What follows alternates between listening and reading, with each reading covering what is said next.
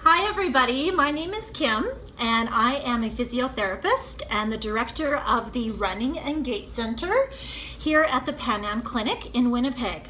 It is Global Running Day today, and so in honor of Global Running Day, I'm going to start doing a series of IGTV Live events starting in a few weeks, addressing some topics that might be of interest to runners. And today, I wanted to talk to you, to get things started off, I wanted to talk to you a little bit about running injuries during and after quarantine. So we all know we are in a unique situation right now in the world. Even before the pandemic, there was an exponential growth in running participation in the last 10 years, especially among females. Now that we're dealing with COVID-19 and a pandemic, there has been a second boom in running because it is one of those activities that you can easily do from home. You can easily do it physically distanced. It needs very little equipment. You don't need a gym membership. So even if the gyms are closed, you can still run outside or at home on your treadmill if you have one. So a lot of people are running right now. Even though they can't do a lot of things, they are still running. So we kind of have two categories of runners. We have new runners, so people that have decided that now is the perfect time to take up a new sport and to get into running. And then we also have those experienced runners, people that are already runners and are probably doing a little bit more of it.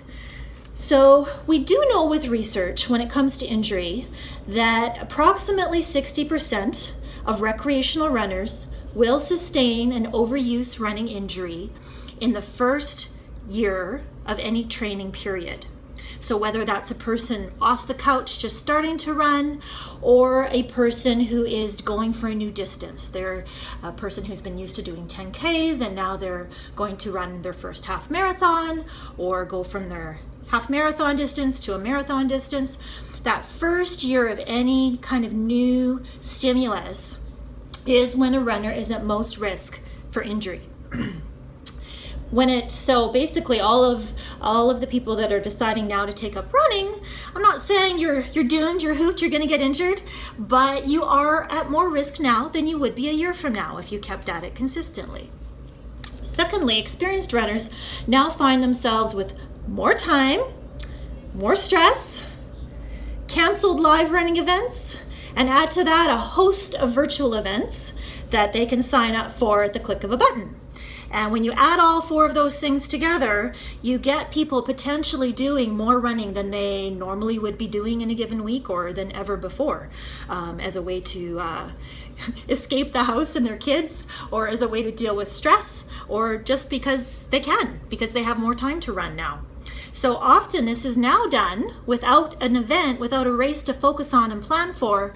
It's often done without a focused plan and potentially allowing adequate recovery and rest between runs.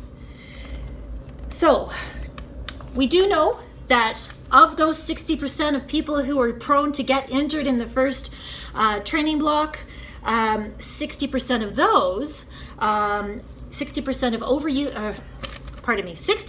of running injuries are overuse injuries that are related to variables related to training. So training errors can include many different things. It can be increasing mileage too soon, too much too soon, most common source of running injury.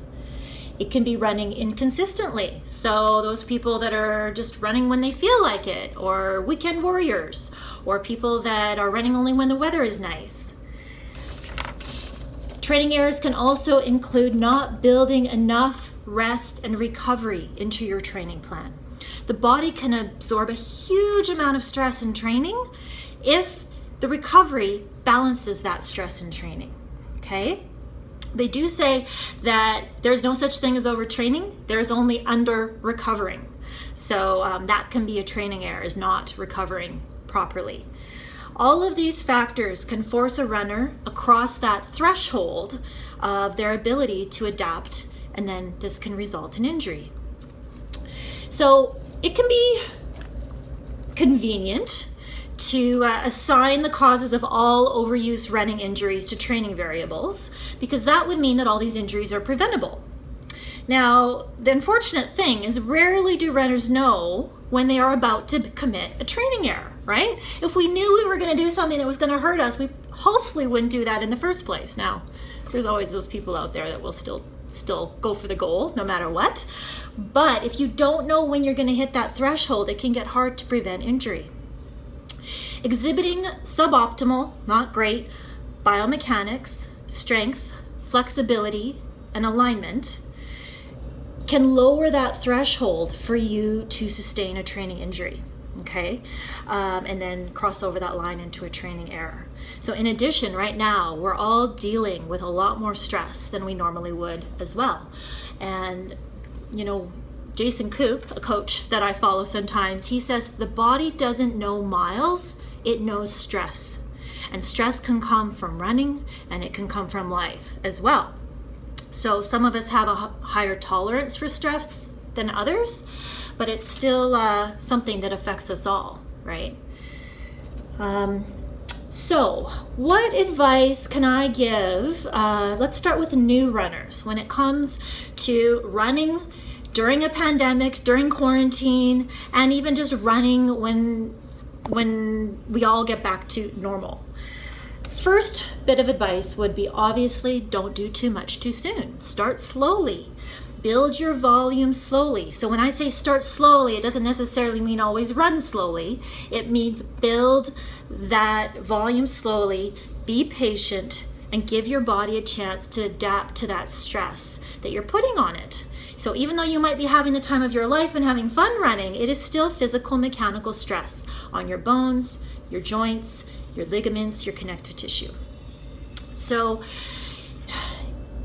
one thing some runners will do is start out only running 1 or 2 days a week. And they'll run, you know, a certain length of run. So let's say a 6-mile run twice a week, and think that's my way of starting slowly.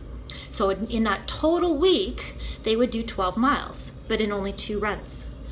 I would recommend that a runner actually run more frequently with less volume in each run. Okay, so instead of 2 runs totaling 12 miles a week, I would suggest maybe 4 runs of 3 miles a week.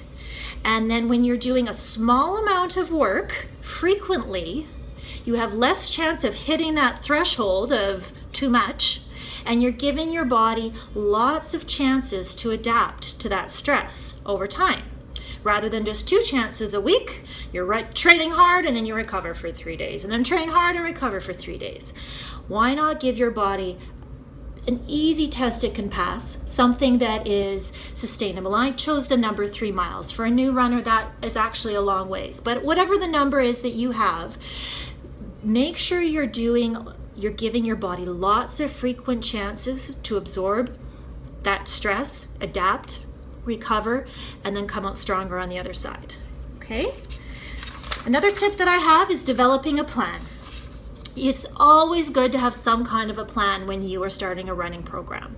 So you can download these plans online. There's lots out there. You can hire a coach if you feel you want more specific advice, specific to your situation. But whatever it is, have a plan. Even if it's just simply, I'm going to draw out a calendar and I'm going to pick these 3 or 4 days a week, and every week I'm going to run on these 3 or 4 days a week. Rather than, it's nice this weekend. I'm going to run on Friday, Saturday, Sunday, Monday, and Tuesday, and then it's raining, and then I'm not going to run for the next 3 or 4 days, and then, my kids are at the lake with my in-laws, and I'm going to run again for 3 days. That's not probably the recommended way to avoid injury. You want to have a consistent plan. You may want to consider if having a gait assessment done, whether it is just a visual gait assessment or whether it is a 3D gait assessment, like one that we perform here at the Running and Gait Center in our clinic, with sensors and cameras all around the treadmill. It is always preferable to prevent an injury than to come to us after you're already injured and hope for a cure. We're good, but we're not always that good if you've ran yourself into injury for a long period of time. So preventing injuries and getting a gait assessment can get you started off on the right foot, right from the beginning, no pun intended. Another tip for new runners is try to avoid FOMO at all costs, fear of missing out. Okay, there's a lot of people that run. New runners probably have 10 or 15 friends that are already runners and are giving them lots of advice. And you've obviously taken up running because you've been inspired to do so by someone or something. So you're watching all these people do amazing things and enter races and do challenges and get awards. And you think, I want to do that and I want to do that right now. Well, guess what?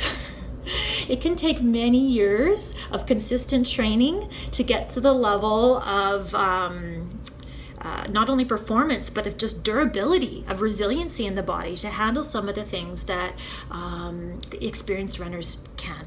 So if you have a goal, that's awesome. I'm all about inspiring runners to set big goals and work hard to achieve them. But be realistic in your expectations, be patient, give your body the time to achieve those goals without getting injured, okay? Finally, I'm gonna say for new runners, remember to always have fun. Running is supposed to be fun. It is not supposed to be torture. So find ways to make it fun and make sure that it is always something that fills you up, doesn't leave you feeling broken down all the time, okay? So now I'm gonna talk to you experienced runners, okay? So experienced runners are sometimes in a category all of their own. Let's just admit. Many people do running, and a lot of people then become runners. They are runners. They start to identify themselves as runners, okay? Being a runner is who they are. It gives them purpose, freedom, stress relief, feelings of self-worth, of accomplishment, of empowerment. It gives you a sense of community, and obviously it gives you some fitness. So I am one of those people that I would consider myself an experienced runner. I would say that I do define myself as a runner. And when you start to have an activity or a culture become a part of your identity like that, it can be richly rewarding, and it can also put you at risk for sometimes doing things that you shouldn't when you know you shouldn't. During the pandemic, running has literally been a lifesaver for many people. It has been a way to cope. It has been a way to relieve stress, to stay fit, and to still feel like you have some control, right? Like, I can't control anything out there, but at least I can still run. At least I can still breathe heavy and keep my lungs strong, right? When running defines who you are and becomes such a big part of your life and your daily routine, it can be very hard to separate yourself from that and identify and deal with an injury. And then we add in, let's talk about all those virtual events out there, okay? As everything got canceled across the entire race season for this year, 2 or 3 virtual events popped up for seemingly every single live event that was canceled. And no longer do you have to travel, no longer is it complicated logistically. You can just click, join this, join this, join this, right? And I've observed some runners doing multiple challenges all at the same time. They're tracking mileage towards many different things, which I'm not saying is a bad thing. However, it can come with some risks. So the pros of virtual events are like I just mentioned. They're easy to sign up for, they're cheap, you have no travel needed, and you can do them at your own pace, right? You can fit them into your schedule wherever works for you. The cons are, often, we haven't been training that consistently, right? Events got canceled, the world shut down, might have had 2, 3, 4, 6 weeks of not really doing much for training, and all of a sudden now you're doing a virtual event, and your mind may say you're ready to run so many miles a week, but your body may not be in that shape anymore. People may be signing up for, like I said, too many events at once. And I've done it myself. We do have this tendency to push harder and do more volume in a short period of time to rack up the numbers without allowing proper recovery time. So these challenges can be done by both new and experienced runners, and they can both experience the risks and the rewards that I just outlined. But if you're aware of the risks, and if you at least have the self-awareness to try to mitigate those risks as much as possible, hopefully you're not going to get injured and you can reap the rewards of the virtual events. Okay? One thing I will say, one thing we've learned in our Running and Gait Center here at the Pan Am Clinic, we do some statistics on all the people that we assess. And we ask people questions such as, are you unable to run? Have you had missed training? Have you continued to train in pain? And have you changed your volume or intensity of training because of your injury? And then finally, has there been no effect on your training at all? 91% of the runners that come through here, which is actually, we have over 400 now, have reported that they have continued to train in pain. Okay? It's a little bit of a selection bias in a place like this. We're going to get the runners coming in because they already have a problem. But this tells us that a lot of us still run in pain, and it's hopefully not necessary. Okay? This is why we exist. So I'll repeat, every runner has an injury threshold. Most runners have no idea what that is. Okay? Having good biomechanics, which is what we work on here, strength, flexibility, and alignment, as well as controlling your overall life stress, can definitely increase that threshold, give you a higher ceiling, so that you can hopefully avoid training error, and it gives you more freedom to run as you desire. Ultimately, running should not build you up. Ultimately, running should build you up, not break you down. Okay, sure, individual workouts overload your system and break you down for a short term. But if you allow the proper recovery, you will adapt and end up stronger in the long term. So you'll end up built up. If you're struggling with your relationship with running right now, and if you're flirting with injury and starting to break down, we understand. Here at the Running and Gait Center, we're runners too. We get it. And we exist just for runners like you. So feel free to reach out to us if you think we can help, whether it's identifying a biomechanical problem, strength problem, flexibility, alignment, or if you just want to talk about your overall training plan and get some advice on maybe how to get a good start or adjust your program as needed, you can give us a call at 204, I hope I say this right, 204-794-4800.